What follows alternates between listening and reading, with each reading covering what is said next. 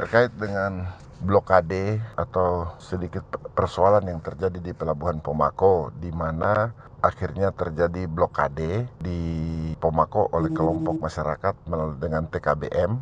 Dapat saya sampaikan bahwa tadi kemarin, tanggal 10 September, bertempat di Jakarta. Saya di salah satu hotel di Jakarta, saya bertemu dengan semua pengusaha yang beroperasi dan berusaha di Pelabuhan Pomako. Antara lain pemilik tanah PT Bartong Langgeng yang memenangkan pengadilan atas tanah 11,7 hektar yang di Pomako, di mana tempat itu digunakan sebagai depo, tempat taruhnya kontainer, dan pimpinan PT Temas, pimpinan PT Spil, dan pimpinan PT Tanto.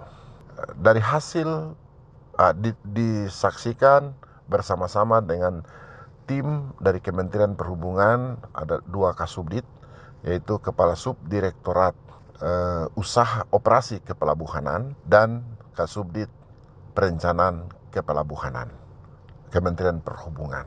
Kami kurang lebih selama 4 jam kami melakukan diskusi dan mediasi, dan akhirnya terjadi kesepakatan di mana antara PT Barto sebagai pemenang kasus pengadilan, sebagai pemenang tanah tersebut atau pemilik tanah tersebut berdasarkan keputusan pengadilan, bersama-sama dengan ketiga operator untuk melaksanakan kesepakatan di mana mereka sudah menyepakati beberapa hal internal dari mereka.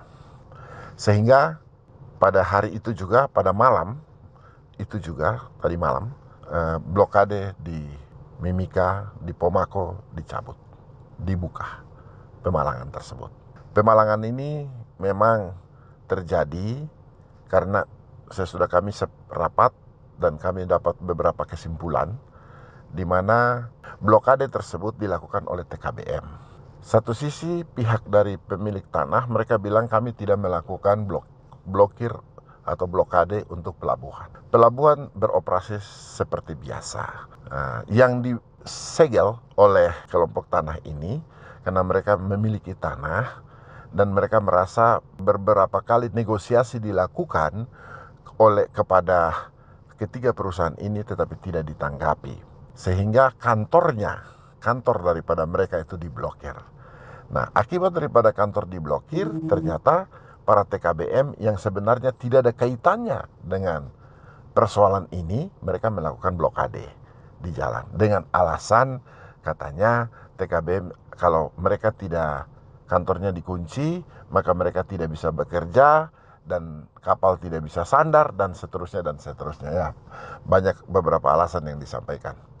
Tetapi sesudah kami melakukan negosiasi, mediasi, beberapa hal yang kita dapat dari sana, dari pertemuan itu, dan hasilnya sebenarnya maksimal dan cukup positif, di mana sebenarnya tidak ada persoalan, hanya komunikasinya saja yang tidak jalan dengan baik dan disaksikan oleh Kementerian Perhubungan, di mana Kementerian Perhubungan menyampaikan beberapa alternatif dalam melaksanakan proses kepelabuhanan ini jika ada masalah seperti yang ada di Timika. Daerah lingkungan kerja bandar kepelabuhanan di Timika ini memang belum jelas karena persoalan tanah di sana, sehingga kita anggap depo tersebut berada pada lini 2, jadi bisa diusahakan. Karena persoalan itu, karena alasan-alasan tersebut, maka mereka sepakati untuk membuka blokir tersebut, dan saya kira persoalan selanjutnya itu tidak masalah untuk ke depan. Bagi pemerintah kabupaten, sudah juga kami sepakati bersama dengan timnya PT Bartong Langgeng, di mana tanah tersebut, walaupun bagaimana kita bisa duduk bersama dan mengusahakan bersama agar tanah ini dapat dibangun pelabuhan dan masuk dalam DLKR. Ini tugas pemerintah Kabupaten Mimika. Tugas pemerintah pusat itu adalah apabila tanah sudah beres, kemudian kita hibahkan kepada Kementerian Perhubungan, maka Kementerian Perhubungan akan membangun pelabuhan itu dengan baik secara khusus untuk di bagian sisi daratnya. Antara lain terminal penumpang, kantor, fasilitas umum, tempat parkir, dan lain-lain. Nah, ini yang sementara diusahakan dan disepakati. Dan ini mudah-mudahan dalam proses ke depan ini, mereka tetap lakukan hal yang positif, masing-masing melakukan hal yang positif karena sudah ada kesepakatan bersama, sedangkan pemerintah kabupaten juga melakukan negosiasi dan mediasi dengan pemilik tanah yaitu PT Bartolanggeng, dan operasi kapal, operasi kontainer untuk ditempatkan di depo tetap dilakukan seperti biasa. Nah, maka dengan demikian, maka saya harap tidak ada lagi masyarakat yang melakukan provokasi terhadap situasi ini.